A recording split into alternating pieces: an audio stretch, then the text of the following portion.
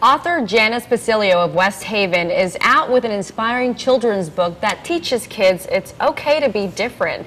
The book is called A Shrimp Called Pee-wee, and it tells the story of a sea family and what happens to them as a result of the oil spill in the Louisiana Gulf. Good morning. Good morning. Now, thank you for joining us. It's my pleasure. Oh, I'm so happy that you're here because I love that you are touching upon just being different and being okay with that. So what inspired you to write this book? To be honest with you, I drew a little character. I always draw in takeout boxes.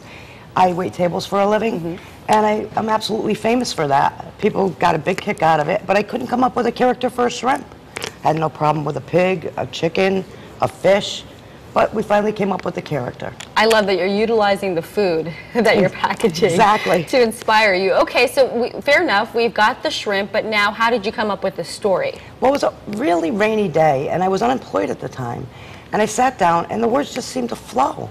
And I like to rhyme, and I've always done poetry. I said, well, why not a children's book? And it was just so happened it was right after the Gulf oil spill. So I decided to incorporate that.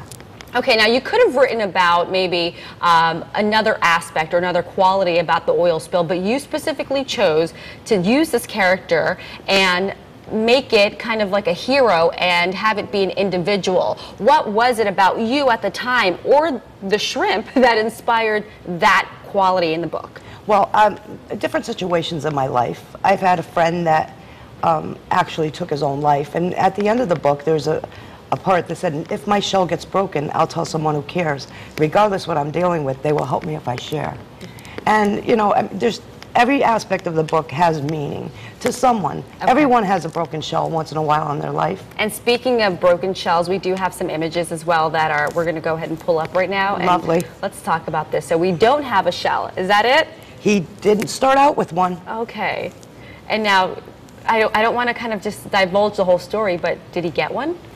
Finally, they had to send him to the Shellopedic sturgeon. He had a prosthetic shell made. I love this. Now, who is he with? What's this image here? This is all his friends and families at the end of the book. Okay. He notices who really loves him and who really cares and who's taking care of him throughout the book. Okay. He's growing a little bit older there. So this is kind of just the Pee-wee growing into who he really is and being okay with who he is. Exactly. And I like that. So now you personally, what have you learned about yourself, or how have you grown in writing about this character or writing through this character? Because this really has to be a reflection on you, and I think that's what I'm really trying to touch upon. It really is, and it also, I mean, as far as like little children that are ill, they take heed with this book, and the parents as well, because in a lot of the book it says it took a lot of time and faith and also lots of tears. Okay. And that's what parents go through when their children are in a hospital environment. Okay. And they're waiting to make sure that their children are okay.